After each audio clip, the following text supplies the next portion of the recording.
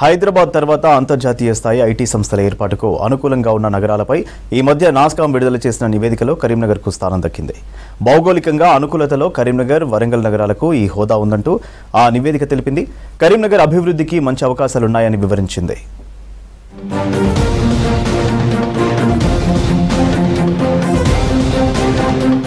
అంతర్జాతీయ స్థాయి software, IT పరిశ్రమల ఏర్పాటుకు అనుకూలంగా ఉన్న ప్రాంతాలను గ్లోబల్ కేపబిలిటీ సెంటర్స్, డెస్టినేషన్ సిటీలుగా పిలుస్తారు. అలాంటి హోదా ఇప్పుడు కరీంనగర్ కు దక్కింది. నాస్కామ్ ఈ మధ్య విడుదల చేసిన GCC playbook, Telangana's blue print for growth report లో కరీంనగర్ కు భవిష్యత్తులో మంచి అవకాశాలు ఉంటాయని తెలిపింది. హైదరాబాద్ తర్వాత వరంగల్, కరీంనగర్ డెస్టినేషన్ సిటీలుగా మారనున్నాయని నాస్కామ్ అంచనా వేసింది. కరీంనగర్ లో ఐటీ ఇండస్ట్రీకి అవసరమైన ఇంజనీరింగ్ కాలేజీలు, మానవ వనరులతో పాటు హైదరాబాద్ కు 160 కిలోమీటర్ల దూరంలో ఉండటం కలిసొస్తోందని వివరించింది. రాజధానితో పోలిస్తే ఇక్కడ తక్కువ ధరకు భూములు లభిస్తాయంది. చిన్న నగరాల్లో ఐటీ పరిశ్రమల ఏర్పాటుకు కావలసిన అనుమతుల మంజూరీకి ప్రభుత్వ పాలసీలు అనుకూలంగా ఉండటం కరీంనగర్ కు ఈ హోదా ఉందని నాస్కామ్ తెలిపింది.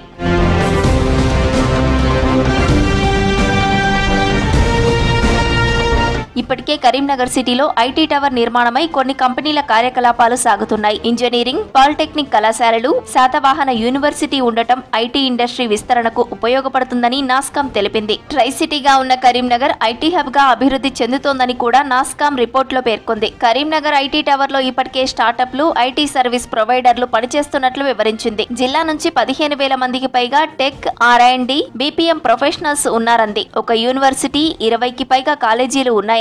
ఏటా 7,000 నుంచి 9,000 మంది గ్రాడ్యుయేట్లు కాలేజీల నుంచి బయటకు వస్తున్నారని వివరించింది. ఇక్కడ 1000 చదరపు అడుగులకు అద్దె 9,000 నుంచి 15,000కు లభిస్తుండటంతో ఐటీ పరిశ్రమలు తక్కువ ఖర్చుతో కార్యకలాపాలు కొనసాగించే వీలుంటుందని నివేదికలో నాస్కామ్ తెలిపింది. హైదరాబాద్ తో పోలిస్తే కరీంనగర్ లో లివింగ్ కాస్ట్ తక్కువగా ఉండటం వల్ల ఉద్యోగులకు మేలు చేస్తుందని పేర్కొంది.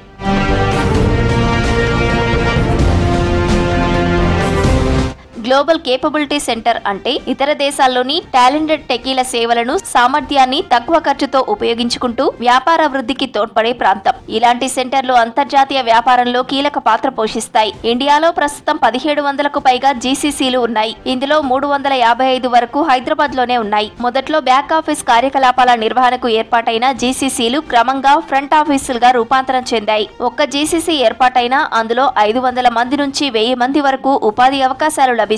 హైదరాబాద్ లో ఖర్చులు, రద్దీ, జనసాంద్రత పెరగడం సంస్థలకు ఫ్రంట్ ఆఫీసుల నిర్వహణ భారంగా మారడంతో ఇప్పుడు ఇతర ప్రాంతాల్లో జీసీసీల ఏర్పాటు చేయడానికి అనుకూలంగా ఉన్న ప్రాంతాలను అన్వేషిస్తున్నాయి. అలాంటి అవకాశాలున్న ప్రాంతంగా కరీంనగర్ నిలిచే అవకాశం ఉందంటూ నాస్కామ్ నివేదిక తెలిపింది.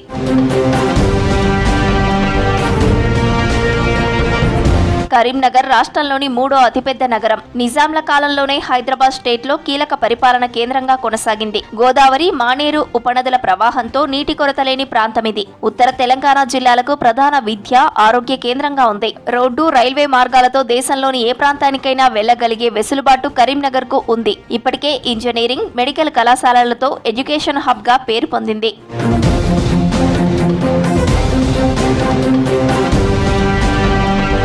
జిల్లాలో 2 ప్రైవేటు మెడికల్ కళాశాలలతో పాటు 3 ప్రభుత్వ మెడికల్ కాలేజీలున్నాయి. జేఎన్టీయూకు అనుబంధంగా 2 ఇంజనీరింగ్ కళాశాలలున్నాయి. భూకంపాలకు దూరంగా ఉండే ప్రాంతం, వరదల ముప్పు తక్కువగా ఉండే ప్రాంతం. కరీంనగర్ లో సాఫ్ట్వేర్ సంస్థల కోసం ఇప్పటికే ఐటీ హబ్ ఉంది. ఇలా అనేక అనుకూల అంశాలతో కరీంనగర్ జీసీసీగా ఏర్పాటుకు నాస్కామ్ నివేదికలో స్థానం దక్కింది.